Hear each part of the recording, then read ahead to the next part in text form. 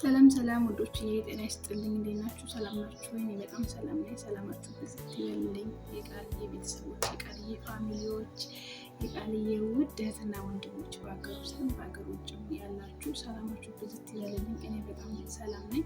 ቪዲዮዬን ስታዩ ወደ እኔ ዩቱብ ስትገቡ መጀመሪያ ሰብስክራይብ እና ላይክ በማድረግ ጀምሩ ማለት ነው ውዶችዬ። እና እኔ በጣም ሰላም ነኝ። ስለምታደርጉኝም በጣም አመሰግናችሁ ወዳችሁ አለሁኝ በእውነት በጣም ማለት ነው። እግዚአብሔር የተመሰገነ ይሁን። እንደናንተ አይነት መልካምነት እና ወንድም ስለሰጠኝ እግዚአብሔር እናመሰግነዋለሁ። በጣም በእውነት በጣም ማለት ነው። የሰው ልጅ ከትልቅ ስጦታ በላይ አይዞሽ በርቺ የሚለው ቃል በጣም ትልቅ ነገር ነው እና ስለምታበረታቱኝ አይዞሽ እያላችሁ ላይክ እና ሰብስክራይብ ስለምታደርጉኝ በጣም አመሰግናችሁ ወዳችኋለሁ። የሀገሬ ልጆች በመላ የምትገኙ ሰላም ለሁላችን እያልኩ ማለት ነው እና ምላችሁ ፈልጌ ነው በእውነት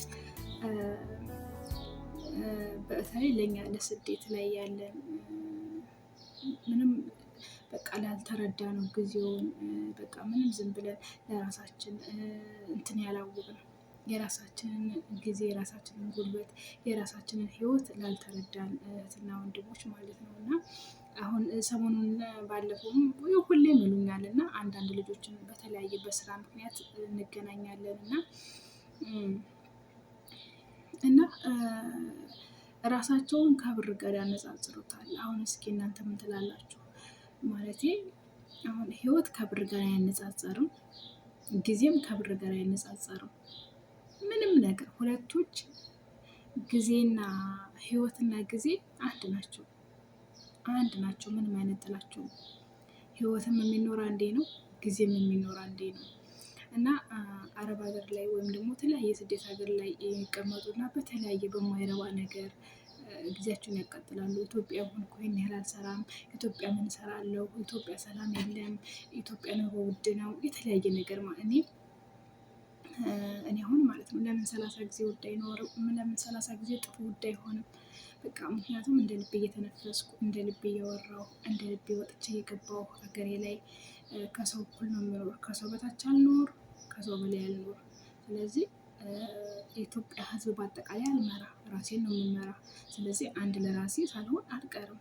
ሰው ይጨነቃል፣ አዎ ይጨነቃል። ሰው ያስባል፣ አዎ ያስባል። በቃ ይሄ ማንኛውም ላይ ያለ ነው። ያገኘ ያጣ ምናምን የሚሰራ የማይሰራ የማይል ማለት ነው እና በእውነት በውጭ ዓለም ያላችሁ እህትና ወንድሞች በጣም ጊዜና ህይወት ልትረዱ ይገባል። ዛሬ ላይ አሁን ደግሞ እኮ የሚገርሙ ስደት ላይ የሚሰራ ገንዘብ ምንም የምትፈልጉትን ነገር ፋይዳ አያውላችሁም። ምንም ማለት ነው ምንም። ስለዚህ መምጣት ጥሩ ነው፣ ማየት ጥሩ ነው። ትንሽ ጊዜም ሰርቶ ታለ ነገር ሰው ለሆነ ሰው ያችን ጠርቀም አድርጎ አገሩ ገብቶ የተለየ ስራ መስራት ይችላል ማለት ነው። ስለዚህ ግን እዚህ ተቀምጦ ዛሬ 50 ሺህ ብርም 40 ሺህ ብርም ሰርቶ ግን እሱ አይለወጥም ወይ ለቤተሰብ ያደርጋል። ከዛ ጊዜው ሳያውቀው ይቀጠላል፣ ይሄዳል።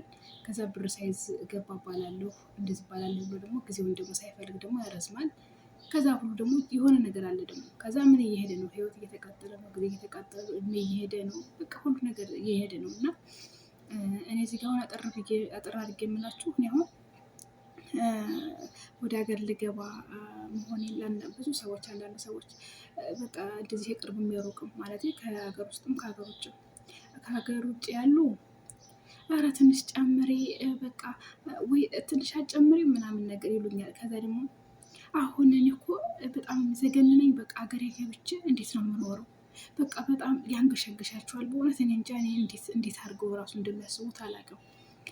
ኢትዮጵያ ደግሞ ያሉት እንግዲህ ያው መቼም በቃ እነሱ እኮ ህይወታቸውን እየኖሩ እናንተ ግን በቃ እንግዲህ ካልሽ እንግዲህ ጥሩ ነው። እንግዲህ ያው በጣም ሰላም ጉዳይም ከባድ ነው። ሁሉ ነገርም ብቻ እንደ ድሮ አይደለም፣ ያስጠላል። ይዘጓችኋል ዝም ብሎ አፕታይታችሁ የሚሄድም እዛም ያላችሁ ፍላጎት። ግን እናንተ የምትኖሩት ለራሳችሁ ነው አይደለም?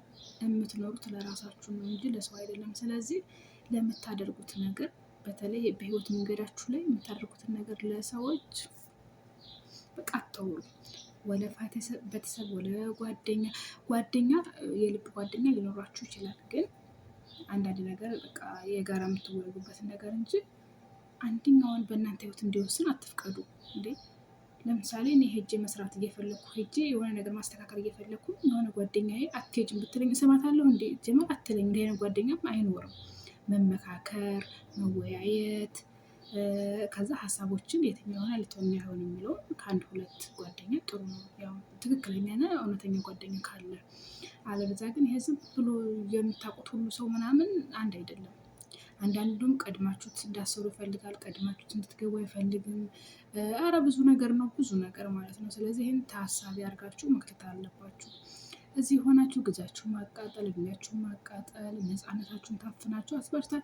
ኢትዮጵያ እኮ እዚህ እኮ እንደው ኧረ እዚህ እንኳን 50 ሺህ ብር ቀርቶ ለምን 100 ሺህ ብር አይከፈልም? በዚህ ሀገር ኢትዮጵያ 5 ሺህ ብር 10 ሺህ ብር ባገኝ ራሱ ነፃነቴ ነፃ ነው፣ እንደፈለገኝ ነፃ ነኝ፣ እንደፈለገኝ ወጥቼ ሀገሬ ተንፍሼ እንደ ልብ ወጥቼ ገብቼ አስባችሁታል? የፈለጋችሁን በልታችሁ የፈለጋችሁን ለብሳችሁ እንዲህ አይገኝም።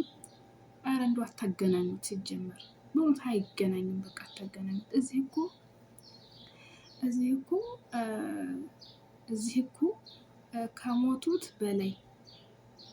ከሞቱት በላይ ካሉት በታች ሆነን እኮ ነው የምንኖረው። የሰው ልጅ እንዴት ነው በህይወት እየኖረ ካሉት በታች ሆኖ መኖር የሚችለው?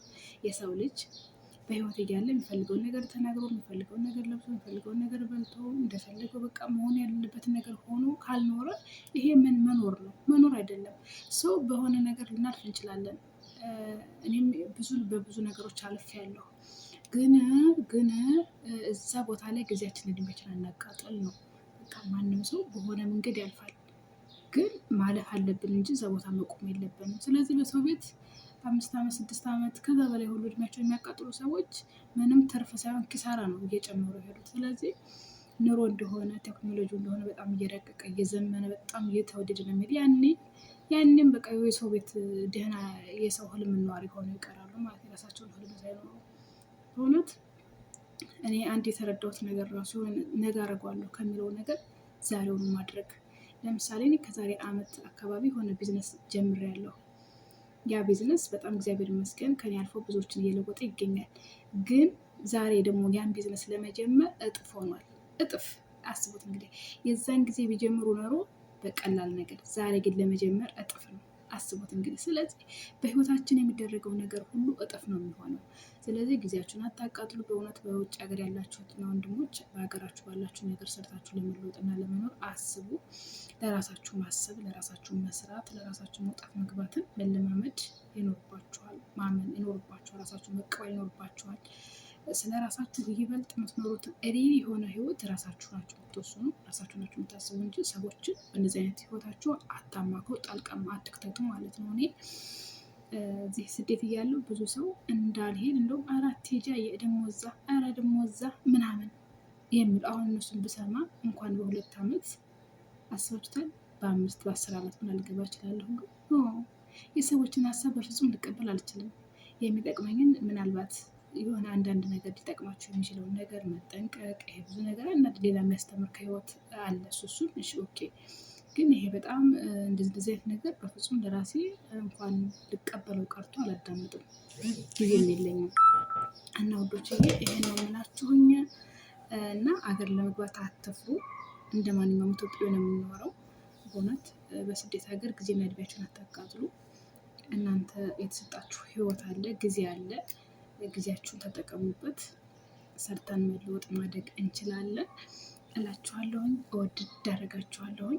በእውነት በሚገራርም ቪዲዮዎች ለእናንተ በሚጠቅሙና በሚሆኑ በሚያስተምሩ፣ በሚያስደስቱ፣ በሚያስመሰግኑ በጣም ለእናንተ ለሚሆኑ ለጓደኞች፣ ለእህቶች፣ ለወጣቶች በእንደኔው እኔው ባለፍኩበት ነገር ወይም ደግሞ እኔ ከሆንኩት ነገር ይዤላችሁ የመጣው ትልቅ ፕሮግራም ስላለ ያን ፕሮግራም ለመታደም ለቤቴ ቤተሰብ መሆናችሁን አትርሱ። እላለሁ። በጣም ወዳችሁ አከብራችኋለሁ። በመላው ዓለም የምትገኙ ውድ ኢትዮጵያን ሰላማችሁ ሁሉ ብዝት ይበላችሁ። ያሰባችሁት ሁሉ ይሳካላችሁ። በሰላም በሀገራችን ገብተን ለመኖር ለመስራት ያብቃን።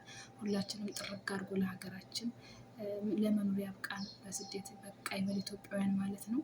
በእውነት ጸሎቴ ይሄ ነው፣ ፍላጎቴ ምኞቴም ይሄ ነው። ለእናንተም ይሄ እንደሚሆን አምናለሁ ማለት ነው። እወዳችኋለሁ። ስለነበረን ቆይታ በጣም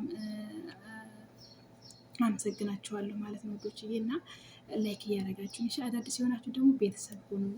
ሰብስክራይብ እንደራረግ እንደማመር አብረን እንደግላችኋለሁ ባይ